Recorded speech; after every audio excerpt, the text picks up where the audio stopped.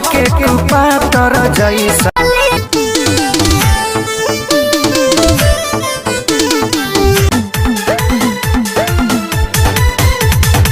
तो भाई लोग हो जाइए तैयार, क्योंकि खेसारी लाल यादव जी लेके आ रहे हैं फिर से काफ़ी ब्लास्ट लेवल का तांडव सॉन्ग। तो उसी सॉन्ग के बारे में बात करेंगे। तो इस वीडियो को लास्ट तक देखेंगे तभी समझ पाएंगे। उससे पहले चैनल को कर लीजिएगा सब्सक्राइब और वीडियो को एक लाइक कर दीजिएगा।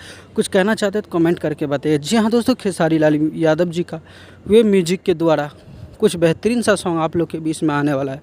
वैसे ग्लोबल म्यूजिक के एग्रीमेंट ख़त्म होने के बाद जो है एक जो है गाना आया था। इस गाने का नाम था, आप लोग को पता ही है, बिहार में हुई। तो जी हाँ दोस्तों, अभी पूरी तरह से ग्लोबल म्यूजिक का एग्रीमेंट ख़त्म नहीं हुआ है और बीच बीच में कोई चैनल से गाना आते रहेगा। आप लोग एंजॉय कीजिएगा। और खेसारी लाल यादव जी का ये गाना ट्रेंडिंग में चल रहा है। तो आशा करते हैं आने वाले गाने भी सभी ट्रेंडिंग में लाइए। मिलते हैं फिर से नेक्स्ट वीडियो के साथ में।